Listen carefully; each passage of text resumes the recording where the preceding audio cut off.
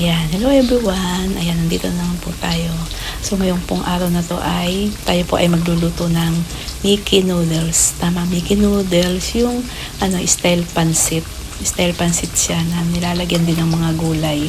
So, dahil may mga gulay dito si Mother, dahil nandito naman po ako kay Mother, ako po ay nagbabantay dahil na may stroke po ang aming nanay. So, kailangan lagi siyang may bantay. So, ayun, nag-request siya ng Mickey noodles daw, yung kanyang gusto. So, ngayong araw po na to ay, yun nga, magluluto tayo ng Mickey. Ayan, samahan niyo na naman po ako. Diyan lang po kayo. Atin ang Mickey. Ayan, nandito ang ating Mickey. Nahugasan ko na. Meron tayong oyster sauce, yung pork cube. At lalagyan din natin ng pork, o karne, ng baboy. Ayan ang ating sayote, repolyo, carrot, at saka yung spring onion. Ayan. Ayan ang ating mga lulutuin ngayon na request ni nanay. So, at syempre meron tayong bawang sibuyas. Itong gagamitin kong bawang, native, yung maliliit. Yung maliliit lang. Pero mas malasa ang bawang na native. Pakulan din natin sasamahan natin ng pritong tokwa yung ating Mickey noodles. So, ito nga pala yung ating tokwa. Ayan, nahiwa ko na ng pa-cubes siya. Ayan, cube size. Babalikan ko po siya ng mainit na tubig para mawala yung yung lasa. At pinagsama ko na yung ating sayote at carrot dahil parehas namang silang matigas. Ganyan ang slice ko, parehas pa strips.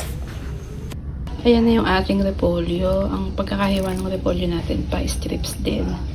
Ayan, pero hindi naman siya yung talagang pinong-pino. Ayan, ganyan lang siya. Katamtaman lang yung kanyang laki. Sawag na karne ng baboy. Ayan ang ating karne ng baboy. Pakuluan naman natin para lumambot. At lumabas yung kanyang oil. Ayan, nalagyan ko na ito ng asin. Ayan, lumabas na yung kanyang nagmantika na. At tayo ay pwede nang mag-gisa. Ayan na natin yung baboy. Ating tulog. At carrots.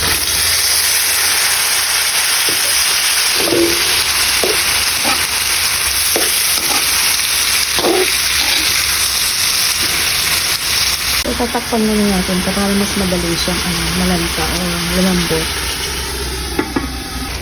At pwede natin ilagay yung ating repolyo dahil malambot na yung ating carrots at sayote.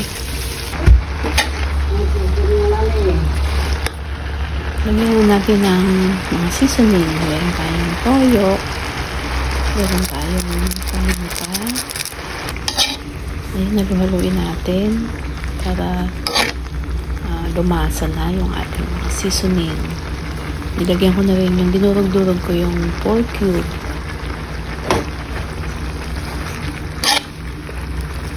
Bali, dinrain ko nga pala to dahil di ba kanina nilagyan ko ng mainit na tubig. Kaya, malambot na siya.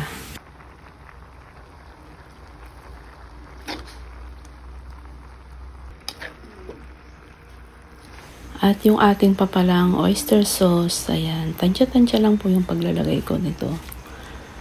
At ilalagay na rin natin yung ating yung spring onions, ayan, tsaka natin ulit haluin. At isunod na rin natin pala yung ating naprito ng tokwa. Ayan, halu-haluin lang natin para magkasama-sama yung mga ating nilagay na pampalasa or humalo dun sa ating Mickey. Ayan, luto na ang ating Mickey noodles na request ni nanay. Ayan, pwede na tayong kumain. Masarap lang to, yung bang mainit-init pa. Kakainin na. Ayan, kain na po tayo. Bigla akong ginutom. So, ang Mickey noodles ay pwede pong pang merienda at pwede rin pong pang ulam. So maraming salamat po sa inyong pagsama, sa lahat po ng sumama hanggang sa dulo, sa lahat po ng viewers, silent viewers, sa mga napadaan at napasilip sa ating muting channel. Thank you so much. See you on my next video. Ingat po tayo lahat. God bless us all. Keep safe everyone.